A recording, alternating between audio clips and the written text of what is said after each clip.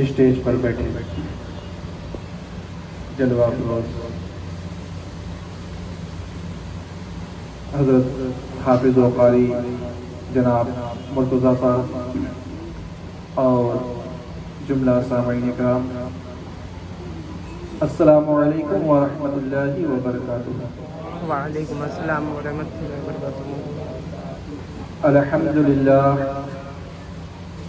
الحمد للہ رب العالمین والعاقبۃ للمتقین والصلاة والسلام على سید الانبیاء والمرسلین وعلى آلہ وصحابہ اجمعین، اما بعد فقد قال الله تبارك وتعالى في القرآن المجيد والفرقان الحميد، فأعوذ بالله من الشيطان الرجيم، بسم الله الرحمن الرحيم، ربي هب لي من الصالحين فبشرناه بغلام حليم۔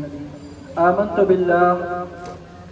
بالله صدق الله المولانا العظيم، وصدق رسوله النبي الأمين المتين المجيد الكريم، ونحن على ذلك لمن الشاهدين والشاكرين، والحمد لله رب العالمين۔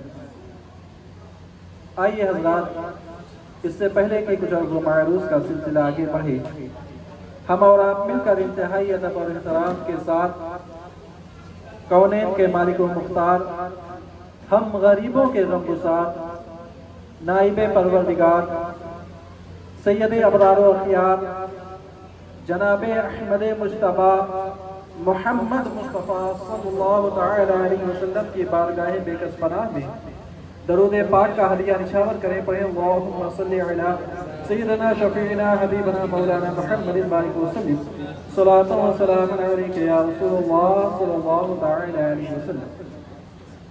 حضرات، اس سے پہلے کہ کچھ عرض و معروض کا سلسلہ آگے بڑھے، آئیے عادت کے مطابق نعت پاک کے چند اشعار آپ کی خدمت میں پیش کر رہا ہوں، سماعت فرمائیں۔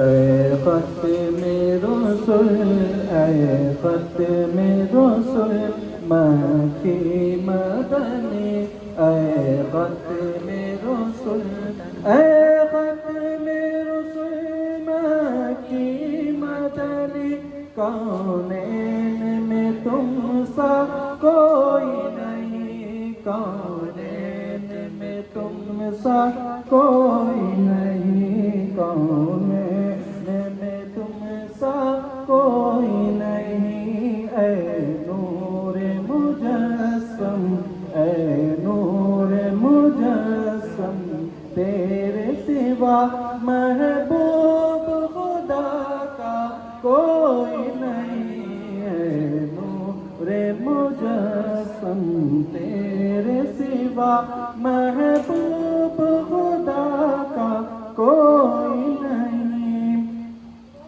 اوصاف تو سب نے پائے ہیں، پر حسن سراپا کوئی نہیں، پر حسن سراپا کوئی نہیں، آدم سے جناب عیسیٰ تک، آدم سے جناب عیسیٰ تک، سرکار کے جیسا کوئی نہیں، آدم سے جناب عیسیٰ تک، سرکار کے جیسا کوئی نہیں۔ یہ شان تمہاری ہے آقا، تم عرش بری پر پہنچے ہو، تم عرش بری پر پہنچے ہو، یہ شان تمہاری ہے آقا، تم عرش بری پر پہنچے ہو، ذیشان نبی ہیں سب لیکن معراج کا دولہا کوئی نہیں، ذیشان نبی ہیں سب لیکن معراج کا دولہا کوئی نہیں۔ دل کے کس کو دکھائیں چیر کے ہم اس یاں کا مداوا کون کرے، اس یاں کا مداوا کون کرے، دل کس کو دکھائیں چیر کے ہم اس یاں کا مداوا کون کرے، اے رحمت عالم تیرے سوا، اے رحمت عالم تیرے سوا، دکھیوں کا مسیحا کوئی نہیں، اے رحمت عالم تیرے سوا، دکھیوں کا مسیحا کوئی نہیں، اے ختم رسومات کی مدد کونین میں تم سا کوئی نہیں، اے نور مجسم تیرے سوا، محبوب خدا کا کوئی نہیں۔ درود پاک پڑھیں، اللہم صلی علی سیدنا شفیعنا حبیبنا مولانا محمد طب القلوب بدوائها وعافیت الابدان وشفائها ونور الابصار وضیائها وآلہ بارک وسلم صلاۃ وسلام علیک یا رسول اللہ صلی اللہ تعالی علیہ وسلم۔ حضرات، خطبہ مسنونہ کے بعد میں نے قرآن مجید سورہ صافات سے ایک بہت ہی مبارک آیت کا تلاوت کرنے کا شرف حاصل کیا۔ حضرات، یہ ماہ ذوالحجہ کا مہینہ جس کی آج دوسری شب ہے، تقریباً ہندوستان کے مختلف جگہوں پر آج دوسری شب ہے، کہیں پہلی ہوگی، کیونکہ یہ چاند کا مسئلہ ڈکلیئر ہونے میں ٹائم لگا، تو ہو سکتا ہے کہیں آج دوسری یا اس جگہ پر دوسری شب ہے، کہیں ہو سکتا ہے پہلی بھی شب ہوگی۔ حضرات، یہ ماہ یاد کس کی منائی جاتی ہے؟ ہم اور آپ سب جانتے ہیں کہ اس ماہ مبارک میں یاد حضرت ابراہیم خلیل اللہ اور حضرت اسماعیل ذبیح اللہ کی یاد میں منائی جاتی ہے۔ اس مہینے میں جتنے بھی واجبات یا حجاج اکرام حج کے فرائض کو انجام دیتے ہیں اور وہاں پر جتنے ارکان کو ادا کرتے ہیں، ان میں اکثر و بیشتر جو ارکان ہیں وہ سب کے سب حضرت ابراہیم کی سنت ہے، کوئی حضرت اسماعیل ذبیح اللہ کی سنت ہے، کوئی حضرت سیدہ ہاجرہ کی سنت ہے۔ اس کے علاوہ وہاں پر جو حجاجان اکرام گئے ہیں وہاں پر قربانی پیش کرتے ہیں، جن کو خوش نصیبی حاصل ہوئی وہ وہاں جا کر قربانی پیش کر رہے ہیں، اور ہم اور آپ جو صاحب استطاعت ہیں، جن کے اوپر قربانی واجب ہے، وہ یہاں پر ادا کریں گے۔ اور وہ قربانی بھی کس کی یاد ہے؟ ہم اور آپ سب جانتے ہوں گے کہ وہ قربانی بھی حضرت ابراہیم خلیل اللہ اور حضرت اسماعیل ذبیح اللہ کی یاد ہے۔ حضرات، تو تھوڑی دیر میں حضرت ابراہیم خلیل اللہ اور حضرت اسماعیل ذبیح اللہ کے بارے میں اور واقعات کی روشنی میں تھوڑی دیر آپ سے گفتگو کرنے کی کوشش کروں گا۔ حضرات، میں نے قرآن پاک کی آیت کی تلاوت کی۔ اللہ رب العزت قرآن مجید میں ارشاد فرماتا ہے، رب حبلی من الصالحین۔ یہ کیا ہے؟ یہ ایک دعا ہے، اور کس کی دعا ہے؟ حضرت ابراہیم خلیل اللہ کی دعا ہے۔ حضرت ابراہیم خلیل اللہ کو 90 سال تک کوئی اولاد نہیں ہوئی۔ دیگر روایتیں اور بھی آتی ہیں، کسی میں 99 سال، کسی میں 100 سال، لیکن جو زیادہ معتبر روایت ملی وہ یہی ہے کہ حضرت ابراہیم خلیل اللہ کو جب حضرت اسماعیل ذبیح اللہ کی ولادت ہوئی، اس وقت حضرت ابراہیم خلیل اللہ کی عمر 90 سال تھی، یعنی 90 سال کی عمر تک حضرت ابراہیم خلیل اللہ کو کوئی اولاد نہیں ہوئی۔ حضرت ابراہیم دعا کرتے تھے، 80 سال تک حضرت ابراہیم خلیل اللہ دعا کرتے رہے، رب حبلی من الصالحین، اے پروردگار عالم مجھے نیک اولاد عطا فرما، صالح اولاد عطا فرما۔ تو پھر پروردگار عالم نے ان کی دعا کا جواب دیا اور ارشاد فرمایا فبشرناہ بغلام حلیم، میں نے ان کو بشارت دی ایک بردبار، ایک عقل مند اولاد کی۔ حضرات یہاں پر میں ایک نقطہ بیان کرنا چاہتا ہوں کہ ہمارے اور آپ کے معاشرے میں یہ دیکھا جاتا ہے کہ جب کوئی شخص بوڑھا ہو جاتا ہے، 80-90 سال تک پہنچ جاتا ہے، 60 سال کی عمر تک پہنچ جاتا ہے، تو ہم اور آپ اگر کسی کی اولاد نہ ہو تو نا امید ہو جاتے ہیں اور یہ کہتے ہوئے نظر آتے ہیں کہ اب اس کی عمر اتنی ہو گئی، اب اس سے اولاد کیا ہوگی۔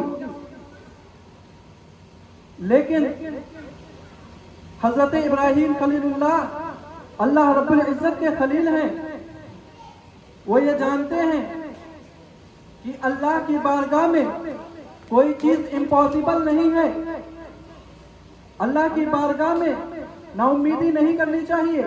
یہی وجہ ہے کہ حضرت ابراہیم خلیل اللہ 80 سال کی عمر تک دعائیں کرتے رہے کہ میرے پروردگار عالم مجھے نیک اولاد عطا فرما، مجھے نیک اولاد عطا فرما، مجھے نیک اولاد عطا فرما۔ اور حضرت ابراہیم خلیل اللہ کی دعا کو سن لیا جاتا ہے، حضرت ابراہیم خلیل اللہ کی دعا کو قبول کر لیا جاتا ہے اور پروردگار عالم نے اس کے جواب میں ارشاد فرما دیا فبشرناہ بغلام حلیم، تو ہم انہیں نیک اولاد کی، ہم انہیں بردبار اولاد کی، عقل مند اولاد کی بشارت دیتے ہیں۔ تو پتہ یہ چلا کہ ہمیں اللہ کی بارگاہ سے نا امید نہیں ہونا چاہیے۔ آج ہمارا اور آپ کا کیا حال ہے، ذرا اس پر بھی غور کریں کہ اگر ہم پروردگار عالم کی بارگاہ میں کوئی دعا کرتے ہیں تو ہم یہ سوچتے ہیں کہ میری دعا فوراً قبول ہو جائے۔ ایک بار مانگا، 2 بار مانگا، 3 بار نہیں مانگا اور نہیں قبول ہوئی، نہیں سنی گئی، اس کا جواب نہیں ملا، تو فوراً ہمارے زبان پر شکوہ آ جاتا ہے اور ہم یہ کہتے ہوئے نظر آتے ہیں کہ میں اتنی دعائیں مانگ رہا ہوں، کب سے مانگ رہا ہوں، لیکن میری دعائیں ہی قبول نہیں ہو رہی۔ تو حضرات یہاں ایک غور کرنے کا مقام ہے کہ اللہ کی بارگاہ میں کوئی چیز امپاسبل نہیں ہے۔ اگر آپ کی دعائیں قبول نہیں ہو رہی ہے تو ہو سکتا ہے اللہ کوئی اس سے بہتر چیز تمہیں عطا کرنے والا ہو۔ اگر تمہاری دعائیں قبول نہیں ہو رہی ہے تو اللہ رب العزت جب اس کا وقت مقررہ ہوگا، جب مقرر وقت ہوگا، تب اللہ رب العزت تمہاری دعائیں کو قبول فرمائے گا۔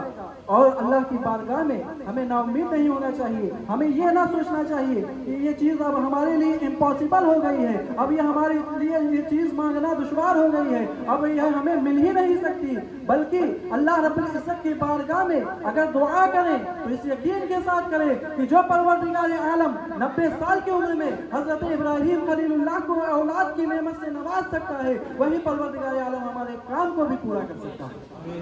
سبحان اللہ۔ جب ہم اس طریقے سے اس یقین کے ساتھ دعا کریں گے تو پروردگار عالم ہماری دعاؤں کو ضرور قبول فرمائے گا۔ اور دوسری سوچ یہ ہوتی ہے کہ ہم مانگ تو رہے ہیں، پتہ نہیں قبول ہوگی کہ نہیں قبول ہوگی، یہ بھی نہیں سوچنا چاہیے، بلکہ اسی یقین کے ساتھ مانگنا چاہیے کہ وہ پروردگار عالم ہے، اس کے خزانے میں ہر چیز ہے، اس کا خزانہ خالی نہیں ہے، وہ جب چاہے گا میں مانگتا رہوں گا، اس نے مانگنے کا حکم دیا ہے، میں مانگتا رہوں گا اور پروردگار عالم ایک نہ ایک دن میری دعائیں کو قبول فرمائے گا اور جو میں مانگ رہا ہوں اسے آپ مجھے عطا فرمائے گا۔ تو نا امیدی نہیں کرنی چاہیے۔ اللہ رب العزت جب کسی چیز کا وقت مقرر ہوتا ہے اس مقرر وقت پر ہماری مانگی ہوئی دعاؤں کو قبول فرماتا ہے، اور اگر اس زندگی میں ہماری دعائیں قبول نہیں ہوتی تو آخرت میں پروردگار عالم اس کا بدلہ عطا فرماتا ہے، اس کے بدلے میں پروردگار عالم ہمارے نامۂ اعمال میں نیکیاں لکھ دیتا ہے۔ تو ہمیں نا امید نہیں ہونا چاہیے۔ اگر کوئی چیز اگر دنیا میں دعائیں قبول نہیں ہو رہی تو اس کا صلہ ہمیں آخرت میں ملنے والا ہے۔ حضرات یہ بات آ گئی تو میں بتانے لگا मेरे गुफ्तगू का मकसद, मेरे गुफ्तगू का उन्वान टॉपिक हज़रत इब्राहीम खलीलुल्लाह और फ़लसफ़ा कुर्बानी है। हज़रात, ये माह ज़ुल्हिज्जा का महीना है। इसी महीने में हज़रत इब्राहीम खलीलुल्लाह ने अपने बेटे हज़रत इस्माइल ज़बीहुल्लाह को लेकर जंगल की तरफ गए थे कुर्बानी करने के लिए। उन्हीं की याद में हम और आप 10, 11, 12 ज़ुल्हिज्जा को कुर्बानी किया करते थे। हज़रात, ये सब कैसे हुआ? जब हज़रत इस्माइल ज़बीहुल्लाह की उम्र 13 बरस हो गई, जब वो चलने फिरने के काबिल हो गए, कुरान मजीद में अल्लाह रब्बुल इज़्ज़त फरमाता है फलम्मा बलगा माहु साया, जब वो साथ चलने के काबिल हो गए, जब वो काम करने के काबिल हो गए, तो हज़रत इब्राहीम खलीलुल्लाह ने ख्वाब देखा। पहले कुछ दिन ये ख्वाब देखते रहे कि अपनी पसंदीदा चीज को कुर्बान करो। फिर 7वीं ज़िलहिज्जा से ये ख्वाब देखने लगे कि अपने बेटे को अल्लाह के लिए कुर्बान करो। 7वीं ज़िलहिज्जा को हज़रत इब्राहीम खलीलुल्लाह ने ख्वाब देखा कि अपने बेटे को कुर्बान करो। 8वीं सुबह जब उठे तो दिल में ये ख्याल आया कि हो सकता है ये ख्वाब ऐसे ही ख्वाब हो, ये सिर्फ मेरे दिल का ख्याल हो। लेकिन फिर 8वीं शब जब हज़रत इब्राहीम खलीलुल्लाह सोते हैं तो फिर वही ख्वाब देखते हैं कि अल्लाह की रज़ा के लिए अपने बेटे को कुर्बान करो। अब 9वीं ज़िलहिज्जा को जब हज़रत इब्राहीम खलीलुल्लाह बेदार होते हैं तो उन्हें ये पक्का यकीन हो जाता है कि ये कोई आम ख्वाब नहीं बल्कि ये परवरदिगार आलम की तरफ से वही है, यही परवरदिगार आलम का हुक्म है। और 9वीं ज़िलहिज्जा को जब सोते हैं तो फिर वही ख्वाब देखते हैं कि अल्लाह की रज़ा के लिए अपने बेटे को कुर्बान करो। इसी तरीके से जब 10वीं ज़िलहिज्जा को बेदार करते हैं तो अब अज़्म मुसम्मम कर लेते हैं कि परवरदिगार आलम का यही हुक्म है। एक बात और यहाँ समाप्त फरमाते चले कि अंबिया किराम का ख्वाब नहीं होता बल्कि वही इलाही होता है, अल्लाह रब्बुल इज़्ज़त का हुक्म होता है। अल्लाह के रसूल सल्लल्लाहु तआला अलैहि वसल्लम इरशाद फरमाते हैं कि रसूल इज़ाम को सोते जागते वही इलाही का नुज़ूल होता रहता है। कभी ख्वाब में वही का नुज़ूल होता है और कभी जागते हुए बेदारी के आलम में भी वही का नुज़ूल होता है। तो ये अंबिया इकराम को जो ख्वाब आते हैं वो वही इलाही होते हैं, यानी अल्लाह रब्बुल इज़्ज़त का हुक्म होता है।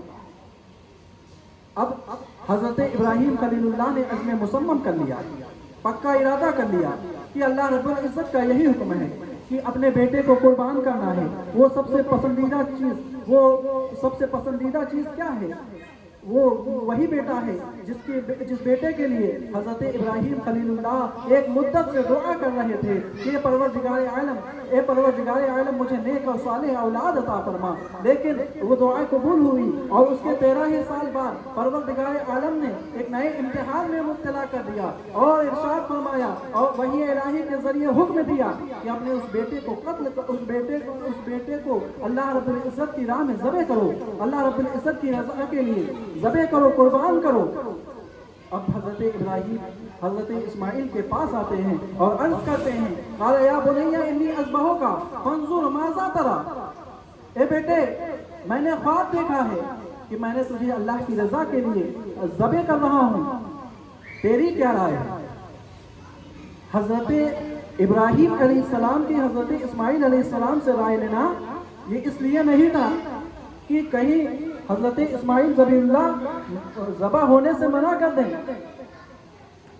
कुर्बान होने से मना कर दें, बल्कि हज़रत इब्राहीम खलीलुल्लाह की राय लेना, हज़रत इस्माइल ज़बीहुल्लाह से सवाल करना ये सिर्फ इसलिए था कि ये लोग ये ना कहें कि हज़रत इब्राहीम ने बिना इजाज़त अपने बेटे को कुर्बान कर दिया, लोग ये कहें कि अगर कुर्बान करने का इरादा हज़रत इब्राहीम खलीलुल्लाह का था तो हज़रत इस्माइल ज़बीहुल्लाह ने अल्लाह की रज़ा के लिए कुर्बान होने के लिए तैयार थे। یعنی اگر اللہ کی رضا کے لیے حضرت ابراہیم خلیل اللہ اپنے بیٹے کو ذبح کرنے جا رہے تھے تو اس بیٹے کو وہ بیٹا بھی اللہ کی رضا کے لیے ذبح ہونے کے لیے تیار تھا۔ حضرات جب یہ بات حضرت اسماعیل نے سنی تو وہ حضرت اسماعیل جو حضرت ابراہیم کی گود میں تربیت پائی ہو، وہ حضرت اسماعیل جس نے حضرت ہاجرہ کا دودھ پیا ہو، جس کی رگوں میں حضرت ابراہیم خلیل اللہ کا خون دوڑ رہا ہو، وہ حضرت اسماعیل جس کے پیشانی میں نور محمدی صلی اللہ تعالی علیہ وسلم چمک رہا ہو، وہ اللہ کی رضا پر کیسے انکار کر سکتے تھے؟ حضرت اسماعیل نے جب یہ سنا تو فوراً فرمایا، قرآن کہتا ہے قال یا ابت افعل ما تؤمر ستجدنی ان شاء اللہ من الصابرین، اے میرے والد گرامی اگر اللہ کی طرف سے یہی حکم ہے تو اس چیز کو کر دیجئے، انشاءاللہ آپ مجھے راضی پائیں گے، مجھے صابر پائیں گے۔ حضرات آج اگر ہماری اولاد ہوتی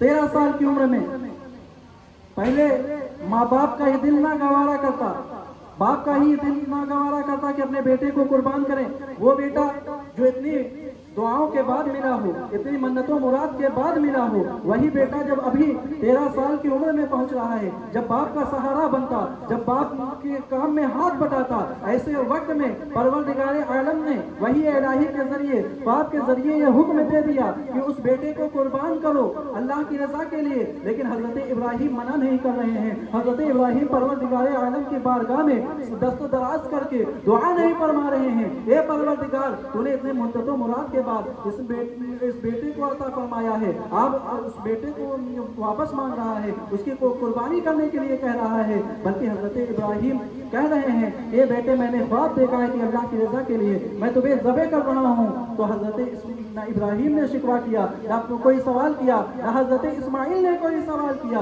بلکہ حضرت اسماعیل تو یہاں تک کہتے نظر آ رہے ہیں کہ اللہ کی رضا کے لیے اگر اللہ رب العزت کی یہی مرضی ہے تو حضرت اسماعیل ذبح ہونے کے لیے تیار ہے۔ حضرات تو پتہ یہ چلا کہ اگر کسی چیز میں اللہ کی رضا ہے تو ہمیں اور آپ کو فوراً اس چیز کو کر لینا چاہیے۔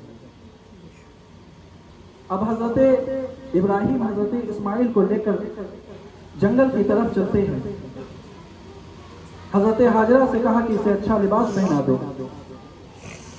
حضرت ہاجرہ یہ ماں ہے حضرت اسماعیل علیہ السلام کی، کہا اچھا لباس پہنا دو، اسے دعوت میں لے کر جا رہے ہیں۔ حضرت ہاجرہ نے حضرت اسماعیل کو تیار کر دیا۔ اب حضرت ابراہیم حضرت اسماعیل کو ساتھ لے کر نکل جاتے ہیں، اور شیطان جیسے ہی یہ دیکھتا ہے کہ اللہ کی رضا کے لیے آج حضرت ابراہیم اتنا بڑا کام کرنے جا رہے ہیں، جس بیٹے کو منت و مراد سے مانگا تھا، آج اللہ کی رضا کے لیے اسی بیٹے کو اللہ کی راہ میں قربان کرنے کے لیے لے جا رہے ہیں، تو شیطان کا کام کیا ہوتا ہے؟ شیطان کا کام ہوتا ہے بہکانا۔ شیطان صرف ہمیں نہیں بہکاتا بلکہ شیطان نے اس طریقے سے انبیاء کرام کو بھی بہکایا ہے۔ فوراً شیطان پہنچ گیا، سوچا پہلے حضرت ہاجرہ کے پاس جاتا ہوں، عورت نرم دل ہوتی ہے، ماں نرم دل ہوتی ہے، اس کا دل اپنے بیٹے کے لیے پگھل جائے گا، وہ فوراً حضرت ابراہیم کے پاس جائیں گی اور اس حکم سے روک دیں گی۔ حضرت ہاجرہ کے پاس پہنچا اور شیطان کہنے لگا اے حضرت ہاجرہ رضی اللہ تعالیٰ عنہ، کیا آپ کو معلوم ہے کہ حضرت ابراہیم آپ کے بیٹے کو لے کر کہاں گئے؟ حضرت ہاجرہ نے کہا کہ وہ ایک دوست کے یہاں دعوت میں لے کر گئے۔ کہا نہیں، بلکہ وہ تمہارے بیٹے کو قربان کرنے کے لیے لے گئے، اللہ کی راہ میں ذبح کرنے کے لیے لے گئے ہیں۔ تو حضرت ہاجرہ نے جواب دیا کہ حضرت ابراہیم حضرت اسماعیل سے بے پناہ محبت کیا کرتے ہیں، وہ ایسا نہیں کر سکتے۔ تو شیطان نے کہا کہ وہ یہ سمجھتے ہیں کہ یہ اللہ کا حکم ہے۔ تو حضرت ہاجرہ نے کہا میں سمجھ گئی کہ تم شیطان ہو اور مجھے بہکانے کے لیے لائے ہو، اگر اللہ رب العزت کا یہی حکم ہے تو ایک ہاجرہ ایک اسماعیل کیا ہزاروں اسماعیل کو قربان کرنے کے لیے تیار۔ وہ کہتی ہیں कि अगर एक इस्माइल क्या, अगर अल्लाह रब्बुल इज्जत का हुक्म हो जाए और 1000 बेटे हों, 1000 इस्माइल हो, तो हाजरा अल्लाह की रजा के लिए उसे कुर्बान करने के लिए तैयार है। अब शैतान यहाँ से मुंह कर खाकर वापस गया। अब फौरन दौड़ा दौड़ा हजरत इस्माइल के पास पहुंचा, कहने लगा, तुम्हारे वालिद तुम्हें कहाँ लेकर जा रहे हैं? कहा, मेरे वालिद गिरामी मुझे अपने दोस्त के यहाँ दावत में लेकर जा रहे हैं, मुझे अपने दोस्त के यहाँ दावत में लेकर जा रहे हैं। तो शैतान ने कहा, नहीं नहीं, ये तुम्हारे वालिद तुम्हें कुर्बान करने के लिए लेकर जा रहे हैं। इन्होंने ख्वाब देखा है और उस ख्वाब को पूरा करने के लिए तुम्हें कुर्बान करने के लिए ले जा रहे हैं, तुम्हें ज़बह करने के लिए लेकर जा रहे हैं।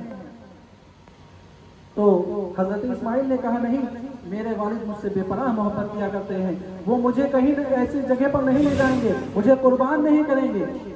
तो शैतान ने फिर बहकाया, कहा, वो ये समझते हैं कि अल्लाह का हुक्म है, उन्होंने ख्वाब देखा है कि अल्लाह रब्बुल इज्जत की रजा के लिए वो तुम्हें कुर्बान कर रहे हैं। तो हजरत इस्माइल ने कहा, अगर अल्लाह रब्बुल इज्जत का यही हुक्म है तो हजरत इस्माइल अल्लाह रब्बुल इज्जत के हुक्म पर अपनी गर्दन को झुका देता है। यानी हजरत इस्माइल अल्लाह रब्बुल इज्जत के हुक्म पर अपनी गर्दन को झुकाते हुए नजर आ रहे हैं।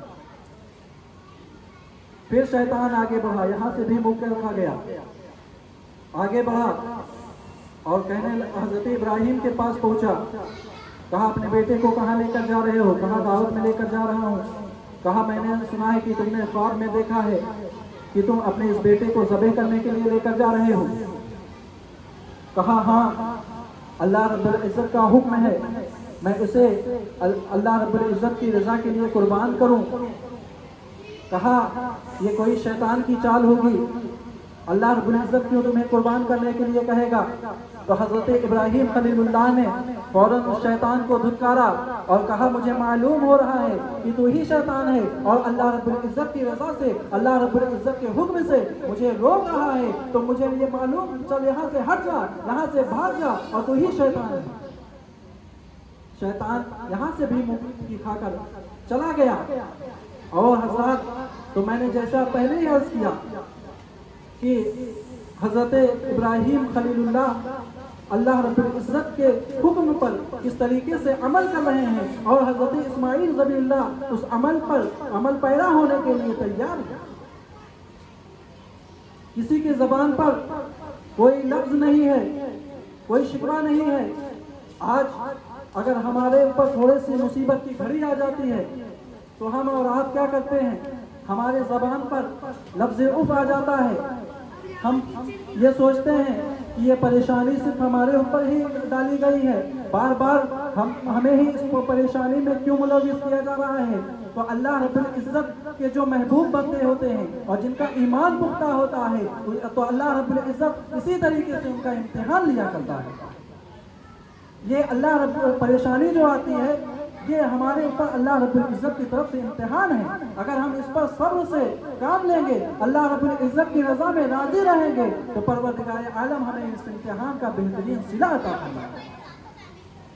तो हज़रात, ये कुर्बानी का फलसफा है कि अल्लाह रब्बुल इज्जत का जो हुक्म है और कुर्बानी की याद जो हजरत इब्राहिम खलीलुल्लाह और हजरत इस्माइल ज़बीहुल्लाह का वाक़यात बताकर हमें और आपको सुनाया जाता है, बताया जाता है, पढ़ते हैं, ये उसकी वजह यही है कि हमारे अंदर भी यही जज्बा पैदा हो और हम फ़लसफ़े कुर्बानी को समझ जाएं। फ़लसफ़े कुर्बानी क्या है? कि अल्लाह रब्बुल इज्जत का हुक्म आ जाए, जहाँ पर अल्लाह रब्बुल इज्जत की रजा के लिए अपने माल को कुर्बान करना है, वहाँ पर अपने माल को कुर्बान कर दो। अल्लाह रब्बुल इज्जत की रजा के लिए अपने वक्त को कुर्बान करना है, अपने वक्त को कुर्बान कर दो। अपने कीमती अशिया को कुर्बान करना है तो परवरदिगार आलम की बारगाह में अपनी उस कीमती चीज को परवरदिगार आलम की रजा के लिए कुर्बान कर दो, तो परवरदिगार आलम हमें उसका बेहतरीन सिला अता फरमाए। लेकिन आज अगर मुसलमानों से कहा जाए वअकीमुस सलात, परवरदिगार आलम का हुक्म है नमाज कायम करो, लेकिन मुसलमान उससे काफी दूर नजर आता है। جب اس سے کہا جائے کہ نماز قائم کرو یہ پروردگار عالم کا حکم ہے، تو اسے کوئی نہ کوئی ہیلا بنا کر نماز کے لیے بہانہ بنا کر اسے وقت سے ٹال دیتا ہے۔ حضرات، اگر ہم کسی مسلمان سے کہیں وَأَقِیمُوا الصَّلَاۃَ، نماز قائم کرو یہ پروردگار عالم کا حکم ہے، اور اس نے کبھی کسٹمر کا بہانہ بنا کر، کبھی کسی چیز کا بہانہ بنا کر اگر اس وقت کو ٹال دیا، نماز کے وقت کو ٹال دیا، تو اس نے فلسفہ قربانی کو نہیں سمجھا۔ فلسفہ قربانی یہ نہیں ہے، بلکہ اللہ رب العزت کا حکم آ جائے تو اگر آپ کو مال و دولت مل رہی ہو، اگر آپ کو وقت خراب جا رہا ہو، تو آپ اس کو نہ دیکھیے، بلکہ اللہ رب العزت کا حکم آ جائے تو فوراً دوڑتے ہوئے چلے جائیے۔ مؤذن صدا دے حی علی الصلاۃ، آؤ نماز کی طرف، مؤذن صدا دے حی علی الفلاح، آؤ کامیابی کی طرف، تو یہ اللہ رب العزت کے حکم پر عمل کرتے ہوئے فوراً مسجد میں اگر کوئی چلا جائے تو یقیناً وہ فلسفہ قربانی کو اس نے سمجھ لیا، اور اگر نہیں جائے تو اس نے فلسفہ قربانی کو نہیں سمجھا، صرف اس نے جانور کو ذبح کیا، اپنی قربانی کو نہیں سمجھا۔ تو ہمیں ضرورت ہے کہ قربانی کے ساتھ ساتھ فلسفہ قربانی کو بھی سمجھے، جانور کو ذبح کرنے کے ساتھ ساتھ قربانی کرنے میں کیا حکمت ہے، پروردگار عالم نے ان چیزوں میں کیا حکمت رکھی ہے، ان چیزوں کو بھی سماعت فرمائیں، ان چیزوں کو بھی غور کریں، اور پروردگار عالم کے حکم پر فوراً بھاگتے ہوئے نظر آئیں، تب ہمیں یہ سمجھ میں آئے گا کہ ہم نے فلسفہ قربانی کو سمجھ لیا۔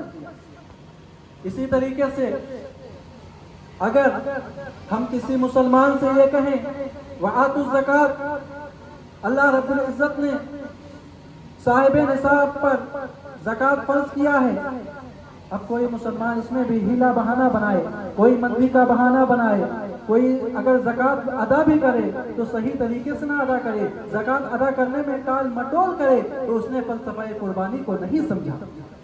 یہ فلسفہ قربانی نہیں ہے، بلکہ فلسفہ قربانی تو یہ ہے کہ اللہ رب العزت کا حکم اگر کوئی سنا دے کہ یہ پروردگار عالم کا حکم ہے، ہاں ہمیں جب تک نہیں معلوم تھا تب تک ہم اس سے بچ رہے تھے، لیکن اگر اب ہمیں یہ چیزیں معلوم ہو گئی ہے کہ یہ پروردگار عالم کا حکم ہے کہ ہمیں اپنے مال کی زکوٰۃ ادا کرنی ہے، تو ہمیں فوراً اپنے مال کی زکوٰۃ ادا کرنی چاہیے۔ اگر ہم نے فوراً اپنی مال کا زکوٰۃ ادا کر دی تو ہم نے فلسفہ قربانی کو سمجھ لیا، اور اگر ہیلا سازی کی، اگر اس میں بہانہ بنایا، تو ہم نے فلسفہ قربانی کو نہیں سمجھا۔ اسی طریقے سے پروردگار عالم کا حکم ہے کہ اپنے زمین کی پیداوار میں سے عشر ادا کرو، یعنی جو غلہ اگا ہے اس میں سے 10واں حصہ اس کی زکوٰۃ ادا کرو۔ تو اگر اس میں بھی کوئی ہیلا کرے، بہانہ بنائے، کسی طریقے سے بہانہ اختیار کرے کہ بچ جائیں، تو اس نے فلسفہ قربانی کو نہیں سمجھا۔ فلسفہ قربانی تو یہی ہے کہ جہاں پر بھی اللہ رب العزت کا حکم آ جائے وہیں پر اپنے سر کو خم کر دو اور فوراً اللہ رب العزت کے حکم کو مان لو، اور اگر یہی فلسفہ قربانی ہے، کیونکہ وہاں حضرت ابراہیم خلیل اللہ نے اور حضرت اسماعیل نے تو یہی کہا تھا نا، کبھی پروردگار عالم کی بارگاہ میں دعا نہیں فرمائی، دست دراز نہیں کیے کہ اے پروردگار عالم اتنی مدتوں کے بعد یہ اولاد ملی ہے، نہ حضرت حاجرہ نے دعا کی، نہ حضرت ابراہیم نے دعا کی، نہ حضرت اسماعیل نے دعا کی، بلکہ سب کے سب اللہ کی رضا میں راضی رہے، اور یہی کہتے ہوئے نظر آئے کہ اگر یہ اللہ کا حکم ہے تو میں اپنے گردن کو جھکاتا ہوں، اور اللہ کے حکم پر اپنے گردن کو جھکاتے ہوئے نظر آ رہے ہیں۔ تو یہی فلسفہ قربانی ہے کہ جہاں پر بھی آپ کو یہ کہا جائے کہ یہ اللہ کا حکم ہے، یہ اللہ کے رسول کا حکم ہے، فوراً اپنی گردن کو جھکا دیں، بنا ہیلا حوالی کے، بنا کوئی ہیلا سازی کیے، بنا کوئی بہانہ بنائے۔ حضرات، اگر ہم اللہ رب العزت کے حکم کی نافرمانی کرتے ہیں تو یہ بھی ہمارے لیے سخت وعید ہے، اس کے لیے بھی سخت وعیدیں آئی ہیں۔ حضرت آدم علیہ السلام کو اللہ کا مخلوق ماننے سے شیطان نے انکار کیا تھا، تو اللہ رب العزت نے اس کی اتنے دنوں کی عبادتوں کو اس کو منہ پر مار دیا. اللہ رب العزت کے ایک حکم کو ماننے سے انکار کیا. حضرت اللہ رب العزت نے حضرت آدم کو سجدہ کرنے کا حکم دیا تو شیطان نے انکار کر دیا. تو اس کے کتنے دنوں کے ہزاروں سالوں کے سجدوں کو اللہ رب العزت نے اس کے منہ پر مار دیا.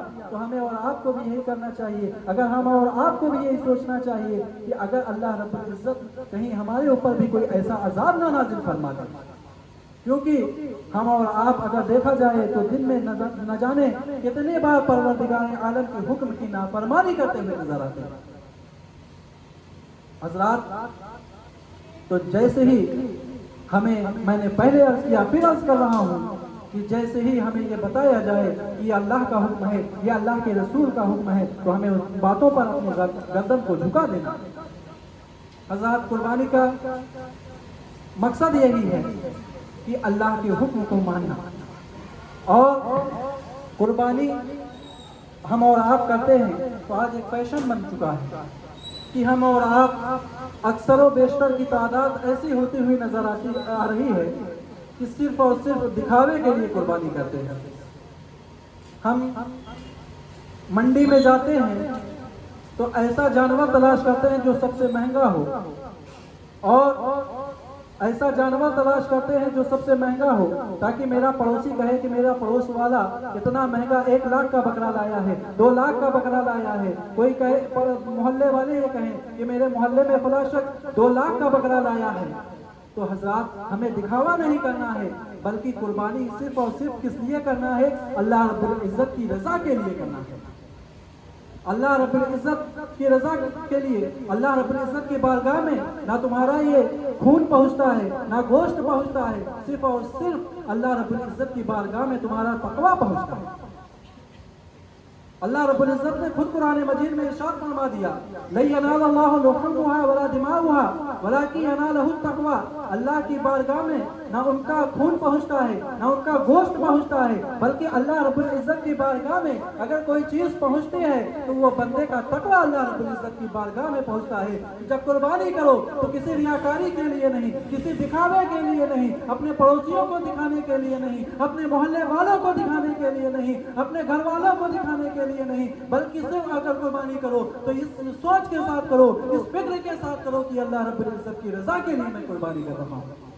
جب اس سوچ کے ساتھ ہم قربانی کریں گے تو ادھر خون بہے گا, خون کا پہلا قطرہ جانور کے گردن سے بہے گا, گلے سے بہے گا, فوراً اللہ رب العزت کی بارگاہ میں تمہاری قربانی مقبول ہو جائے گی.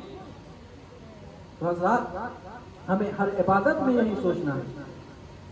اللہ رب العزت نے جس بھی عبادت کا ذکر قرآن مجید میں ارشاد فرمایا, ذکر قرآن میں آیا تو صرف اس کا مقصد یہی بتایا کہ اس کا مقصد تقویٰ ہے, بندے کا تقویٰ ہے, بندے کی پرہیزگاری کے لیے یہ حکم ہے. نماز کا ذکر آیا تو اللہ رب العزت نے قرآن مجید میں ارشاد فرما دیا, ان الصلاۃ تنہی عن الفحشاء والمنکر. بے شک نماز بے حیائی اور بری باتوں سے روکتی ہے. اسی طریقے سے اللہ رب العزت نے رمضان کے روزے کو فرض کیا تو قرآن مجید میں ارشاد فرما دیا, یا ایھا الذین آمنوا کتب علیکم الصیام کما کتب علی الذین من قبلکم لعلکم تتقون. اے ایمان والو, تم پر روزے فرض کیے گئے جیسا کہ تم سے پہلے والوں پر فرض کیے گئے تھے تاکہ تم متقی بن جاؤ. یعنی جتنی بھی عبادتیں ہیں, جتنی بھی عبادتیں فرض کی گئی یا واجب کی گئی, ان سب کا مقصد صرف ایک ہے کہ بندہ متقی بن جائے, اللہ رب العزت کا محبوب بندہ بن جائے, اللہ رب العزت اپنا اسے محبوب بنا لے, اللہ رب العزت اسے اپنا دوست بنا لے. تو ہر عبادت میں ہمیں اور صرف یہی سوچنا ہے کہ اللہ رب العزت کی رضا کے لیے ہم عبادت کر رہے ہیں, کسی کے دکھاوے کے لیے نہیں کر رہے ہیں. اگر ہمارا یہ مقصد ہوگا کہ ہم فلاں شخص کو دکھانے کے لیے یہ عبادت کر رہے ہیں تو یہ پھر ہماری ساری عبادتیں ہمارے منہ پر مار دی جائیں گی, یہ ہماری ساری عبادتیں ضائع ہو جائیں گی. لیکن اصل عبادت وہی ہے کہ اللہ رب العزت کی رضا کے لیے عبادت کی جائے. حضرات, تو यहीं से मैं अपनी बातों को ख़त्म कर रहा हूँ। अगर मुझसे बोलने में कोई गलती हो गई हो तो मैं तौबा करता हूँ। वाक़ूलु क़ौली हाज़ा अस्तग़फ़िरुल्लाह रब्बी मिन कुल्लि ज़ंबिन व अतूबु अलैहि व आख़िरु दअवाना अनिल हम्दुलिल्लाहि रब्बिल आलमीन। अल्लाह रब्बुल इज़्ज़त की बारगाह में दुआ है कि जो कुछ मैंने बयान किया उस पर सबसे पहले मुझे अमल करने की तौफ़ीक़ अता फरमाए, उसके बाद हम तमाम सामईन को उस पर अमल करने की तौफ़ीक़ अता फरमाए। अस्तग़फ़िरुल्लाह रब्बी मिन कुल्लि ज़ंबिन व अतूबु अलैहि ला इलाहा इल्लल्लाह मुहम्मदुर रसूलुल्लाह।